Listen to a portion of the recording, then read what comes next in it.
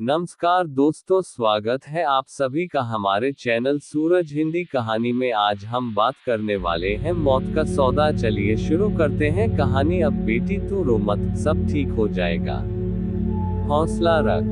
देख तो सही, हम बनारस पहुंचने वाले हैं। विवेक को कुछ नहीं होगा। यहाँ से नजदीक ही गंगा घाट है।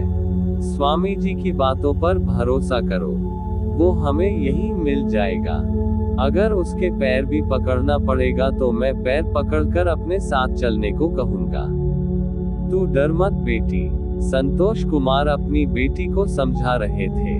पापा प्लीज कुछ कीजिए, प्लीज। निशा अपने पापा के गोद में सर रखे रोए जा रही थी। उसके आंसू रुक नहीं रहे थे। संतोष कुमार अपने बेटी की आंसुओं को हाथों से पोंछ रहे थे।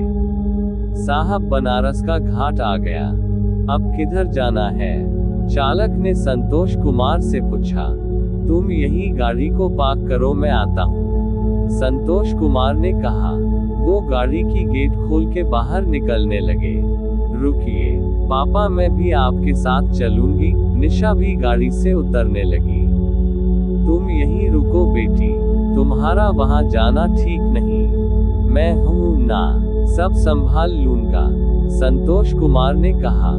लेकिन निशा कहाँ मानने वाली थी। वो भी गाड़ी से निकल चुकी थी। अब वो दोनों तेजी से गंगा घाट की तरफ जा रहे थे।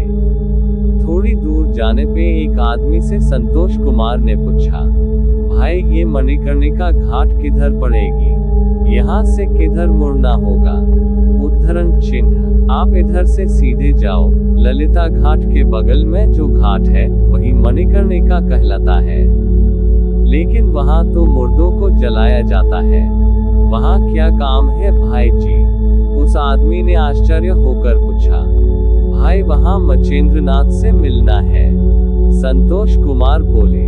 ठीक है भाई जी, लेकिन इनको मत ले जाओ, वहाँ इनको लेके जाना ठीक नहीं, बाकी तुम जानो। ऐसा वो बोल के वह आदमी उन लोगों को घूरते हुए आगे बढ़ गया। वो दोनों सीधे ललिता घाट पहुंचे। वहां घाट के बगल से तीर का निशान बनाकर मणिकर्णिका घाट जाने का रास्ता लिखा था।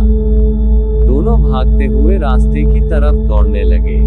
पहुंच के देखा कि सब और चिताएं जल रही थी। आसमान की तरफ सिर्फ धुआं उड़ रहे थे। कुछ अघोरी लोग चिताओं में लकड़ी डाल रहे, कुछ साधना पे बैठे हैं। सब और सिर्फ अघोरी ही दिख रहे थे। चिता भस्म, लंबे बाल, गले में नर मुंड, ललाट पे रक्त चंदन। कुछ ने तो वस्त्र भी नहीं पहने थे, सिर्फ मंत्रों का स्वर गूंज रहा था। कौन हो तुम लोग? इतनी रात क्या लेने आए हो यहाँ? चले जाओ यहाँ से, वरना अंजाम ठीक नहीं होगा। एक अघोरी जो कि ठीक उनके पीछे त्रिशूल लेके खड़ा था, जोर से चिल्लाकर बोला, बाबा मैं मदद मांगने आया हूँ। मेरे दामाद की जान खतरे में है, आप लोग ही उसकी जान बचा सकते हो। संतोष कुमार ने उस अघोरी को हाथ जोड़ के कहा। तब तक वहां और भी अघोरी आ गए। उन लोगों ने उनको चारों तरफ से घेर लिया। सब उन लोगों को खा जाने वाले नेत्र से देखने लगे। मुझे कुछ नहीं सुनना, जाओ यहाँ से, अभी हमारी साधना का समय है। कल आना।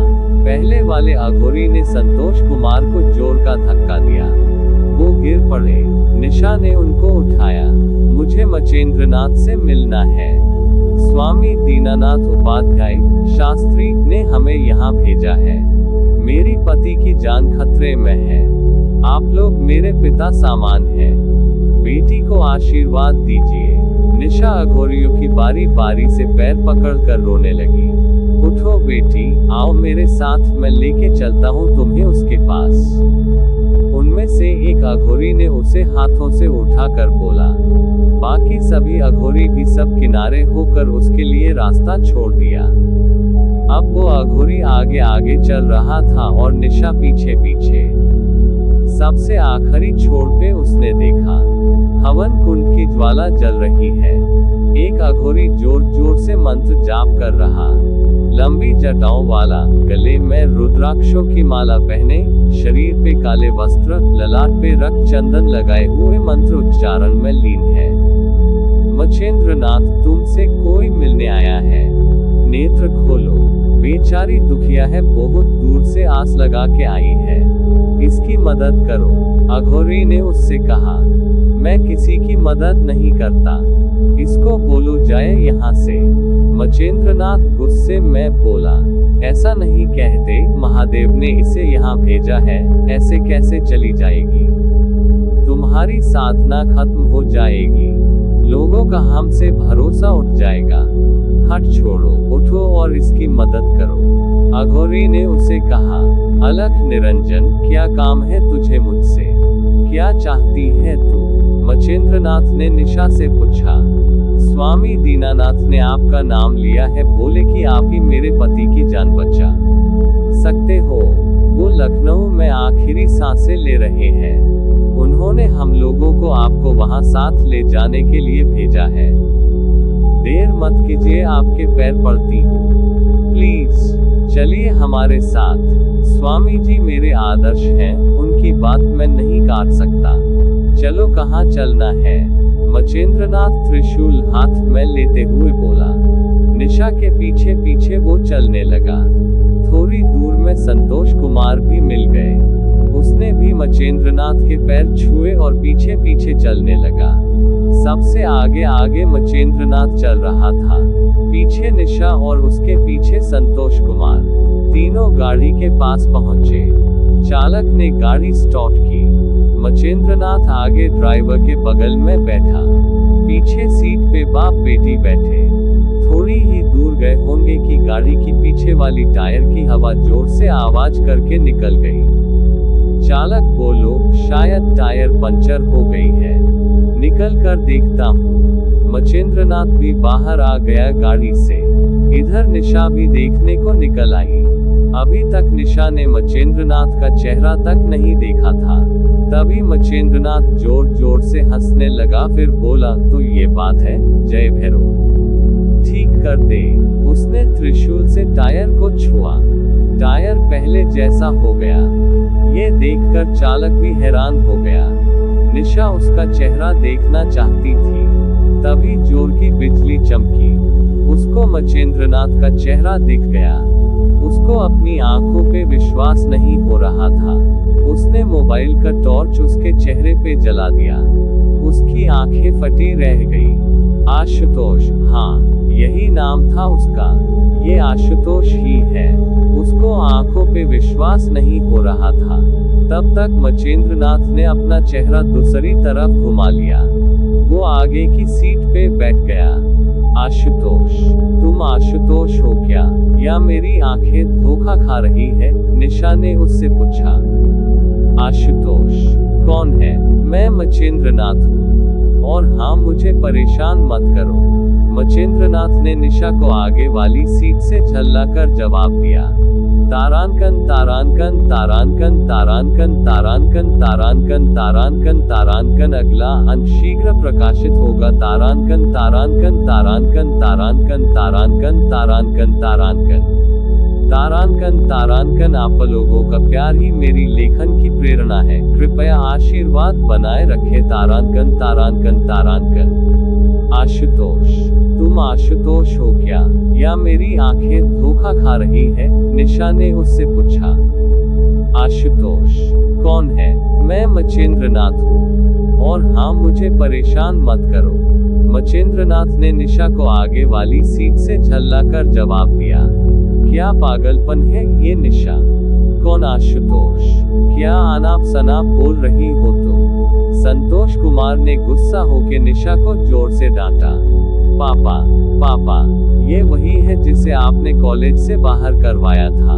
अब मुझे सच्चाई का पता लगा कि क्यों स्वामी जी ने इसे लखनऊ बुलाया है। स्वामी जी और ये मिले हुए हैं। ये सब इन दोनों का किया हुआ है।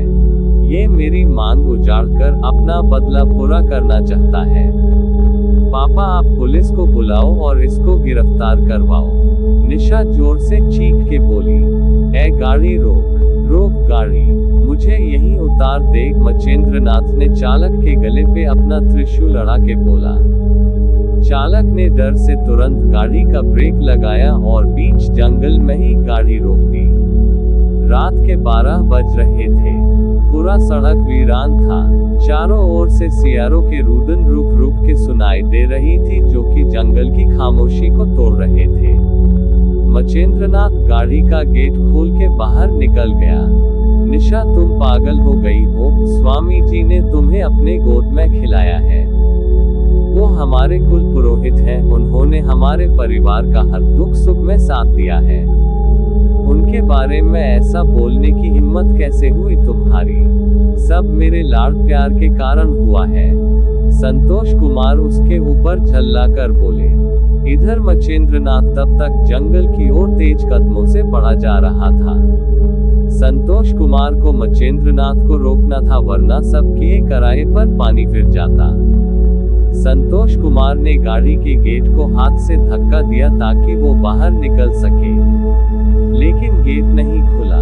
विपिन, गेट क्यों नहीं खुल रहा है? देखो कहीं लॉक तो नहीं हो गया, संतोष कुमार ने चालक से कहा। विपिन ने सोचा कि गेट लॉक हो गया होगा, बाहर से खोल देता हूँ। उसने अपने गेट को धक्का मारा, लेकिन ये क्या, उसका भी गेट नहीं खुल पा रहा था। उसने खूब जोर लगाया लेकिन नहीं खुला। साहब, मेरा भी गेट नहीं खुल रहा है। निशा मैम को बोलिए वो अपनी तरफ का गेट खोलने की कोशिश करे, शायद खुल जाए। विपिन बोला, क्या मुसीबत है? निशा, गेट खोलो अपनी तरफ का। संतोष कुमार ने निशा को कहा। जी पापा, खोलती हूँ, निशा बोलकर गेट को खोलने लगी, लेकिन गेट नहीं खुला। तीनों अपनी अपनी तरफ के गेट को खोलने की लाख कोशिशें की, लेकिन गेट नहीं खुला। विपिन, गाड़ी स्टार्ट करो, अब निकलना है यहाँ से। अब जो किस्मत में होगा देखा जाएगा, शायद कुछ गलत होने वाला है। संतोष कुमार ने विपिन को आदेश दिया। घर्रा घर्रा घर्रा घर्रा घर्रा। विपिन गाड़ी को स्टार्ट करने लगा, लेकिन ये क्या, गाड़ी भी स्टार्ट नहीं हो रही। कई बार विपिन ने स्टार्ट करने की कोशिश की, लेकिन गाड़ी स्टार्ट होने का नाम ही नहीं ले रही थी। थक हार कर विपिन बोला, साहब, गाड़ी स्टार्ट नहीं हो रही और गेट भी जाम है, बाहर भी नहीं निकल पा रहा हूँ। पता ही नहीं चल रहा क्या दिक्कत है, मैकेनिक बुलाना होगा। तभी गाड़ी के ऊपर बहुत जोर की आवाज हुई। ये तीनों डर गए। उनकी आंखों के सामने एक भेड़िए जैसा जीव गाड़ी की छत से आगे वाली कांच के सामने खड़ा दिखा। लंबी कान, आंखें सुर्ख लाल, बड़े बड़े नुकीले पंजे उन लोगों को घूर रही थी। गुर्रा गुर्रा, हा हा हा हा हा हा हा, कोई नहीं बचोगे, सब मारे जाओगे। वो जीव इंसानों की आवाज में बोला और अपने नुकीले पंजों से कांच पे चोट करने लगा। गाड़ी की कांच धीरे धीरे फूटने लगी। साहब, मुझे बचा लो, बाल बच्चों वाला आदमी हूँ, ये मार डालेगा, कुछ करो साहब। विपिन गिड़गिड़ा रहा था संतोष कुमार को देख के। निशा भी उनको पकड़े हुए डर से रो रही थी। हे भगवान, मेरे पापों की सजा मेरे बच्चों को क्यों दे रहा? ऐसे मत तड़पा, मेरी जान ले ले, लेकिन मेरे बच्चों की जान बख्श दे। संतोष कुमार भगवान को याद करके रो रहे थे। उस जीव की आवाजें चारों ओर से उन लोगों को सुनाई दे रही थी। मौत अब सामने थी, कांच भी टूटने लगी थी। तीनों ने अपनी अपनी आंखें मूंद ली, बस मौत का इंतजार था। तभी उनके कानों में किसी की भयानक चीख सुनाई दी। देखकर चौंक गए। वो जीव दर्द से छटपटा रहा था। एक त्रिशूल उसके सीने के आर पार हो गया था। वो धीरे धीरे धुआं में तब्दील हो रहा था। उसकी चीख सबके कानों के पर्दे को फाड़ रही थी। अब वो गायब हो चुका था। गाड़ी के सामने वही त्रिशूल गड़ा हुआ था। तभी उनके कानों में किसी की भयानक चीख सुनाई दी। देखकर चौंक गए। वो जीव दर्द से छटपटा रहा था। एक त्रिशूल उसके सीने के आर पार हो गया था। वो धीरे धीरे धुआं में तब्दील हो रहा था। उसकी चीख सबके कानों के पर्दे को फाड़ रही थी। अब वो गायब हो चुका था। गाड़ी के सामने वही त्रिशूल गड़ा हुआ था।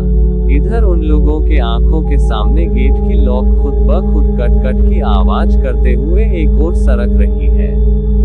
संतोष कुमार ने गेट को थोड़ा धक्का देके देखा, गेट खुल गई। इधर विपिन ने गाड़ी को स्टार्ट करने के लिए चाबी घुमाई, गाड़ी एक झटके में स्टार्ट हो गई। साहब गाड़ी भी स्टार्ट हो गई।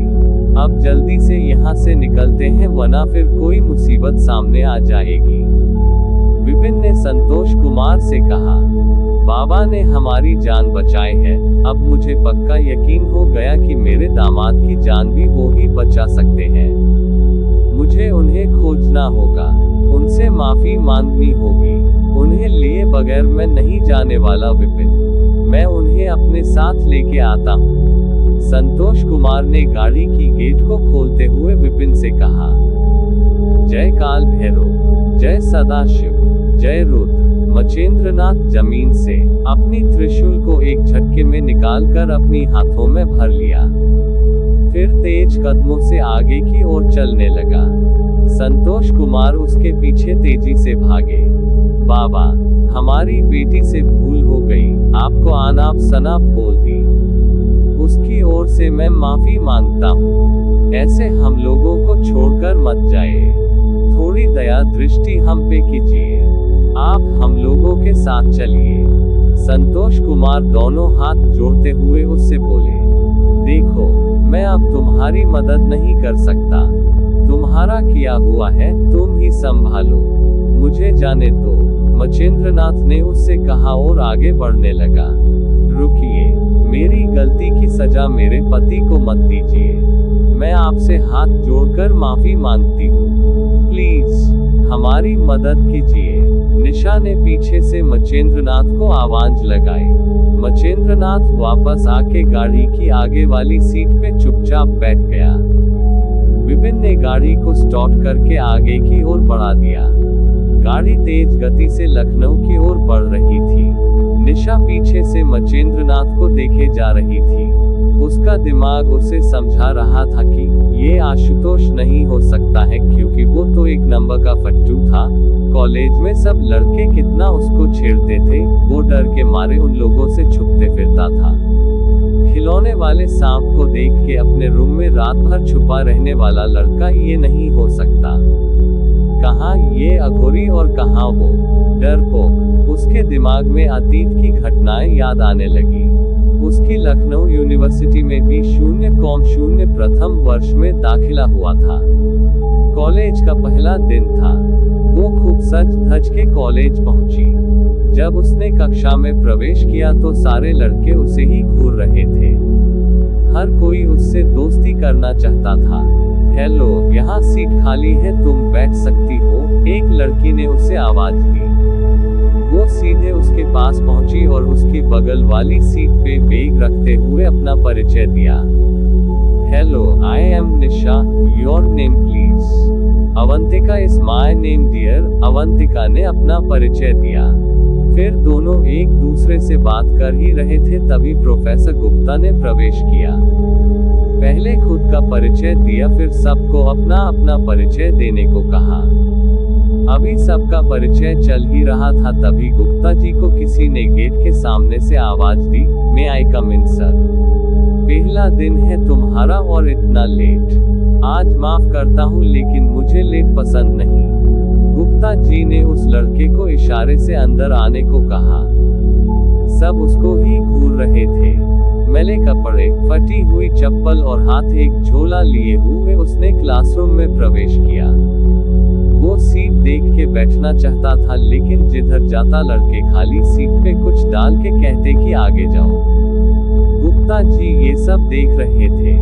वो खुद उसके पास आए और उसका झोला हाथ में लेके निशा की पीछे वाली सीट पे डाल दिया और बोले, तुम आज से यहीं बैठोगे, कोई तुमको नहीं हटाएगा। फिर अपनी कुर्सी पे बैठकर गुप्ता जी ने उस लड़के को अपना परिचय देने को कहा। सर, मेरा नाम आशुतोष है, मैं बनारस से हूँ, सारी पढ़ाई वही की है। अब माँ यहाँ आ गई रहने तो मेरा दाखिला भी यही करवा दी। आशुतोष ने गुप्ता जी से कहा। गुड, तुम तुम्हारी माँ क्या करती है? कहीं जॉब करती है क्या? गुप्ता जी ने उससे पूछा। सर वो घर में सिलाई कढ़ाई का काम करती है। शाम को टॉवर चौक में मैं भी सब्जियां बेचता हूँ। सुबह सुबह अखबार भी बांटता हूँ और घर का काम में माँ का हाथ बटाता हूँ, इसलिए थोड़ा लेट हो